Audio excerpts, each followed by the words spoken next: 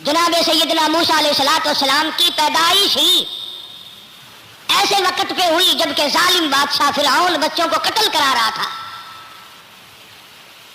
نجومیوں نے خبر دی، اطلاع دی کہ ان دنوں میں ایک بچہ پیدا ہوگا جو تیری حکومت کے لیے، تیری بادشاہت کے لیے زوال پیدا ہوگا، تباہی کا سبب بنے گا، بربادی کا سبب بنے گا.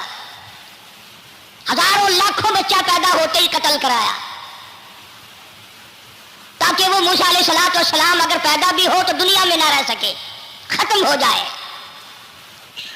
سیدنا موسیٰ علیہ السلام کی والدہ کو اللہ پاک نے سمجھا دیا، اطلاع کر دی کہ تم نے اپنے بچے کو کسی کی خبر نہیں دینی، کسی کو اطلاع نہیں دینی، بتانا نہیں ہے کسی کو. بلکہ اللہ نے موسیٰ علیہ السلام کی والدہ کے دل میں القاء کیا کہ تم ایک لکڑی کا صندوق بنواؤ، اس صندوق میں موسیٰ علیہ السلام کو ڈال کر دریا میں ڈال دو. چنانچہ والدہ موسیٰ علیہ السلام نے موسیٰ علیہ السلام کو صندوقچے میں لٹا کر صندوقچہ بند کر کے دریائے نیل میں ڈالنے کا فیصلہ کر لیا. صندوق ادھر چل دیا جدھر فرعون کا محل ہے، دریا کے کنارے. پریشان ہو گئے موسیٰ علیہ السلام کی بہن. نہر میں صندوقچہ داخل ہوا، آگے فرعون اور حضرت آسیہ دونوں نہا رہے ہیں، غسل کر رہے ہیں. صندوقچہ قریب پہنچا، صندوق کی طرف فرعون ہاتھ کرتا ہے، صندوق پیچھے کو ہٹ جاتا ہے. آسیہ ہاتھ کرتی ہے، صندوق آگے کو آ جاتا ہے. کافی دیر تو بادشاہ اور رانی ملکہ یہی کھیل رہا دونوں کا. وہ ہاتھ کرے تو صندوق پیچھے کو ہٹ جائے اور آسیہ ہاتھ کرے تو صندوق آگے کو بڑھ جائے. بالآخر ہمت کر کے حضرت آسیہ نے صندوق کو پکڑ لیا اور نہر سے باہر نکال کر اسے کھول کر دیکھا تو چاند جیسا خوبصورت حسین بچہ انگوٹھے چوس رہا ہے. کہنے لگی میں اسے اپنے منہ سے بیٹا کہہ چکی ہوں، اب یہ میرا بیٹا ہے، کوئی قتل نہیں کر سکتا. اس کے لاکھوں بچہ قتل ہو گیا، اتنی دنیا برباد ہو گئی، اب تک منہ سے بچا ہوا رکھا ہے.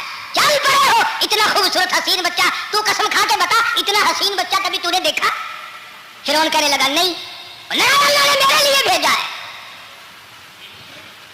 اس بادشاہ کی گھر والی جو انا ربکم الاعلی کہتا تھا میں سب سے بڑا رب ہوں، میں خدا ہوں، اس بادشاہ کی گھر والی بھی کہتی ہے مجھے بیٹا خدا نے دیا ہے. اور موسیٰ علیہ السلام کی اماں آ گئی اور بڑی بے توجہی سے میرا گھر دور ہے، میں مشکل سے آ سکوں گی، محلوں میں آنے جانے کی مجھے عادت نہیں ہے، میں تو ایک غریب عورت ہوں، میں کیسے آیا کروں گی اتنی دور سے، میرا آنا بڑا مشکل ہے، میرے بس کی بات نہیں ہے. اور بڑی بڑیوں کا دودھ نہیں پیا اس نے، یہ میرا دودھ کیسے پی لے گا؟ جب موسیٰ علیہ السلام کو آسیہ کہنے لگی بہن باتیں نہ کر، جلدی کر، میرے بچے کے لب خشک ہو رہے ہیں.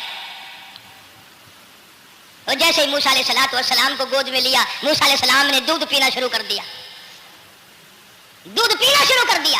اللہ پاک نے اپنا وعدہ پورا فرما دیا.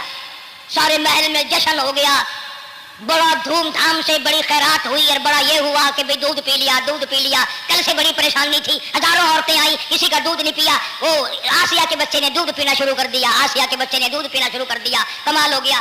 اور وہ والدہ موسیٰ علیہ السلام پھر بھی کہنے لگی میں مشکل آ سکوں گی. آسیہ ہاتھ جوڑ کے کہنے لگی دیکھو بہن، ہزاروں عورتوں میں سے دودھ تیرا ہی پیا ہے، جو نوکری مانگو گی، جو انعام مانگو گی، جو کہو گی وہ میں تجھ پر قربان کروں گی. تو میرے محل میں رہنا شروع کر دے، یا تیرا محل اپنے گھر کے قریب بنوا دیتی ہوں، یا آنے جانے کا کرائے کا سواری کا انتظام ہے، تمہیں آنا ہی پڑے گا. قرآن کریم میں ہے کہ موسیٰ علیہ السلام تو سانپ کی طرف چلتے تھے، جبریل امین نے ہاتھ پکڑ کر انگاری میں رکھ دیا. اب آگ اپنی جگہ روشن تو ضرور تھی، لیکن سانپ حرکت کرتا تھا، رنگ برنگا تھا، وہ اچھا لگا. جبریل امین نے انگلی پکڑ کر انگاری پہ رکھ دی، اور بچے کی انگاری جو انگلی پہ لگی، بچے کی عادت ہے منہ میں انگلی ڈالنے کی، وہ انگاری زبان پہ بھی لگ گئی. سیدنا موسیٰ علیہ السلام ہونہار ہوتے چلے گئے، سیانے ہوتے چلے گئے، اور بچپن سے ہی اللہ اللہ کے نام کی رٹ شروع کر دی، اللہ کے نام کو پکارنا شروع کر دیا. ساتھ ساتھ حضرت آسیہ نے بھی شروع کر دیا. اللہ کا پیارا نام تو اتنا، موسیٰ علیہ السلام سے اللہ کا نام سن سن کر حضرت آسیہ نے بھی پکا لیا. موسیٰ علیہ السلام سجدہ کرتے ہیں، بچپن سے شروع عادی ہو گئے، حضرت آسیہ بھی سجدہ کرتی ہے. چاروں طرف اسی طرح ہو رہا ہے.